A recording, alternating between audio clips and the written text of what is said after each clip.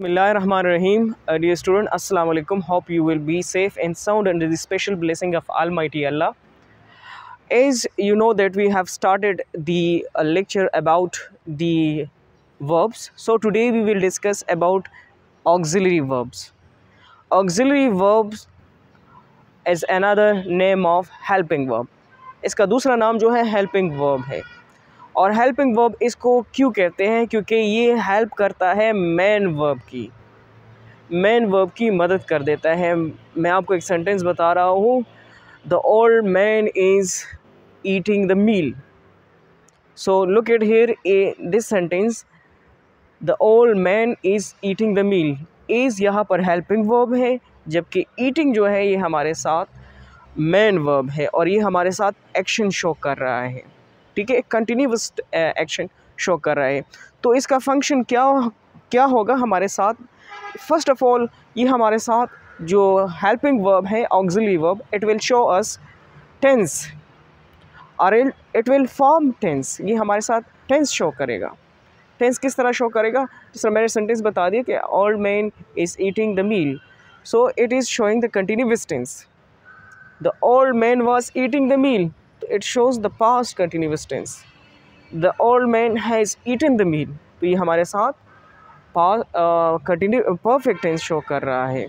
जबकि the old man will eat, तो ये हमारे साथ फ्यूचर टेंस इंडिकेट कर रहा है. तो ये टेंस की फॉर्मेशन में और टेंस हमारे साथ शो करेगा. नेक्स्ट जो ये हमारे साथ इसका फंक्शन ये होगा कि शोइंग मूड. ये हमारे साथ मूड दिखाएगा, किस तरह टेंस का मूड है, किस तरह सेंटेंस का मूड है.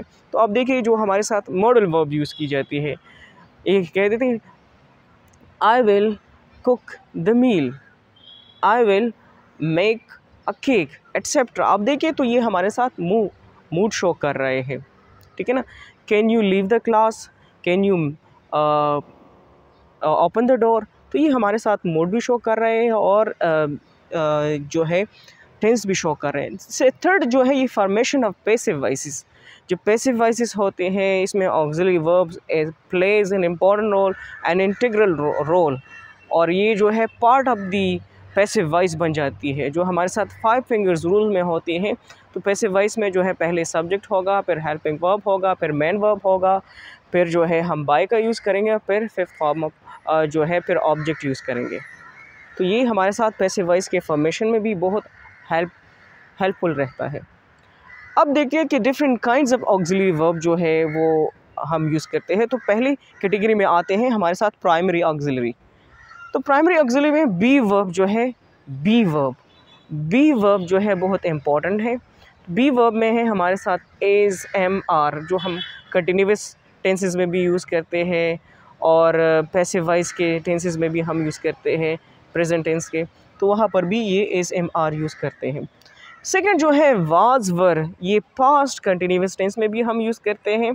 पास्ट कंटिन्यूअस टेंस में, ये पास्ट कंटिन्यूअस टेंस के इंडिकेशन में भी यूज़ की जाती है. सेकंड यूज़ इसका ये है कि ये पास्ट इंडेफिनिट टेंस जो पैसिव वॉइस की होती है, तो इसमें भी as a helping verb use होता है और कंटिन्यूअस में भी एज ए हेल्पिंग वर्ब होता है पैसिव स्ट्रक्चर में. बीइंग जो है ये कंटिन्यूअस फॉर्म में यूज़ की जाती है पैसिव स्ट्रक्चर में, और बिन जो है ये पैसिव स्ट्रक्चर में परफेक्ट फॉर्म में भी यूज़ की जाती है. क्लियर.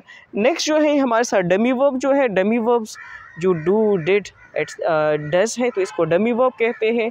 और ये जो है इसी बिना पे आप देखिए कि जो सारी ऑक्सिलरी वर्ब है, एक स्पेशल फॉर्म ऑफ वर्ब भी इसके कहते हैं, क्योंकि ये सब्जेक्ट के पहले भी आ सकते हैं और सब्जेक्ट के बाद भी लग सकते हैं.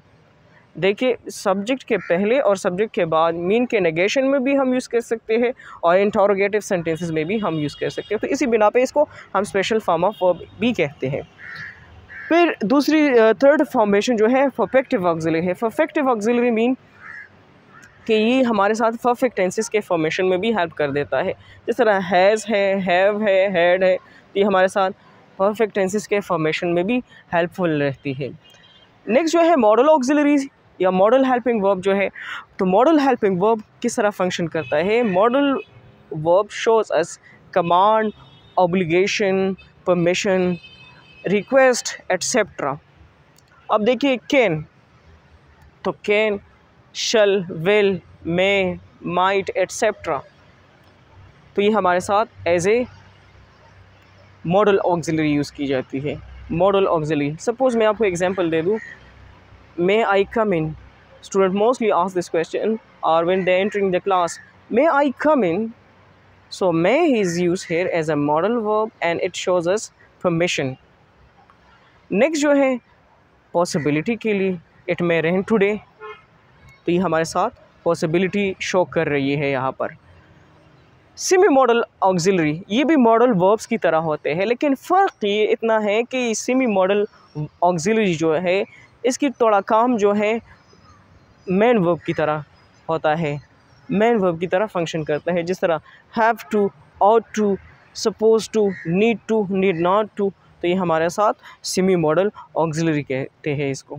सो in today's lecture it will be more informative for all of you. If you are new in this channel, on this channel, try to subscribe the channel and also like the video. Thank you.